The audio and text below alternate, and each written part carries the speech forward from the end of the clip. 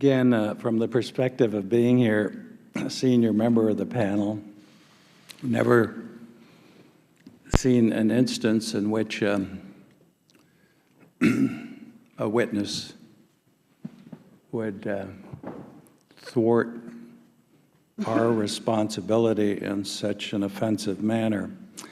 I'm saddened that the ranking member would not work with us on moving forward. He said some things that are correct. He said some things that are dramatically wrong. First of all, if you hold up the Constitution, just open it up, and it has three distinct branches of government. In fact, a legislative branch, an executive branch, and a judicial branch. The rights are contained at the end in the Bill of Rights, and we want to comply with those. But in fact, the right of this committee and the Congress to conduct its business as set forth by the Constitution is being attempted to be thwarted by a government employee. Our job, we were sent here to review the conduct. It's clear in the Constitution our responsibility on this committee is very important to conduct oversight and investigations. We are the chief panel in the House of Representatives. Lois Lerner is a federal employee who failed to appear at our request. Under the rules of the House and this committee, she was issued a subpoena. She appeared. She was given the opportunity to exert her Fifth Amendment. She, in fact, waived that right by giving her testimony and her position, thumbing her nose at this rightful committee under the Constitution and our legislative authority.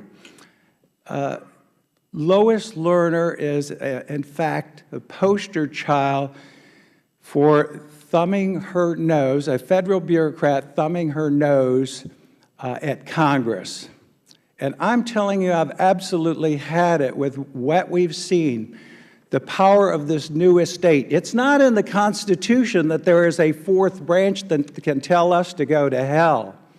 We have a responsibility to investigate what was going on. She's given her rights, and what the ranking member said at the end is correct. We will follow the process. The decision here today is this committee to act on the resolution, and in fact, this individual has thwarted the responsibility of this committee to investigate for her to testify. Now, she'll be given the opportunity when she comes back to take the fifth, but in fact, we are voting today on the fact that she waived it. That's a committee decision. We have the right to make that. We should back our chairman and the committee for the precedents for the future.